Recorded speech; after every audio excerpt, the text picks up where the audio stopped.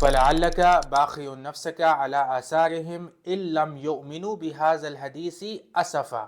اللہ سبحانہ وتعالیٰ فرماتا ہے کہ شاید تم ان لوگوں کے لیے خود کو غم اور دکھ میں ہلاک کر لو گے اگر وہ اس پیغام پر ایمان نہ لائیں۔ اب دیکھو دجال کیا کرے گا، اس کے پاس کون سی طاقتیں ہوں گی؟ کیا تم اس کی طاقتوں کے بارے میں جانتے ہو؟ اس میں سے ایک ہوگا کہ وہ دھوکہ دے گا، اس کے علاوہ وہ کسی کو قتل کر کے دوبارہ زندہ کرنے کا دعویٰ کرے گا، اس کے علاوہ وہ بارش برسا سکے گا، اس کے پاس دنیا بھر میں تیزی سے سفر کرنے کی صلاحیت ہوگی، اور ساتھ ہی ساتھ وہ پیڑ پودوں کو یا فصلوں کو دوبارہ اگا سکے گا۔ یہ ساری طاقتیں تو بڑی حیران کرنے والی لگتی ہیں، لیکن میں تمہیں ایک بات بتاتا ہوں۔ تم جانتے ہو کہ دجال ایک دن میں پوری دنیا کا سفر کر سکے گا؟ ہاں، لیکن آج کے ٹائم پہ یہ اتنی بھی کوئی حیران کر دینے والی بات نہیں ہے۔ اس کے علاوہ وہ کسی شخص کو 2 حصوں میں کاٹ کر اسے دوبارہ سے جوڑ دے گا۔ ہاں، لیکن یہ آج کے ٹائم پہ اتنی بھی حیران کر دینے والی بات تو نہیں ہے۔ یہ ساری چیزیں تو آج کل بھی ہو ہی رہی ہیں، ہے نا؟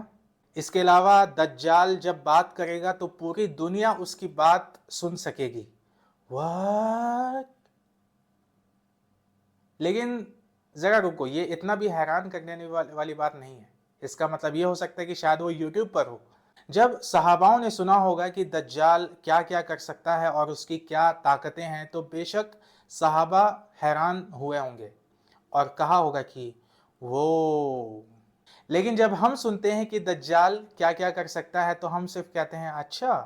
دوسرے لفظوں میں جو چیزیں ان صحاباؤں کے لیے بہت حیران کرنے والی تھیں وہ ہم لوگوں کے لیے بہت عام ہو چکی ہیں، اور ہمارے لیے یہ سب بہت معمولی باتیں ہیں، بہت عام باتیں ہیں۔ اسی لیے اب اگلی آیت کیا کہتی ہے؟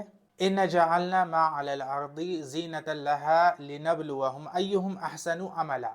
تو اللہ سبحانہ وتعالیٰ فرماتا ہے کہ ہم نے زمین پر موجود چیزوں کو اس کی خوبصورتی بنا دیا ہے تاکہ ہم لوگوں کو آزمائیں کہ کون ان میں عمل میں سب سے بہتر ہے۔ اب ذرا سوچو کہ دنیا کب سب سے زیادہ خوبصورت بنے گی؟ دجال کے فتنے کے وقت۔ کیوں؟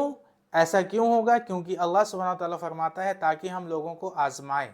انسانوں کے لیے آنے والا سب سے بڑا فتنہ کون سا ہے؟ دجال کا فتنہ۔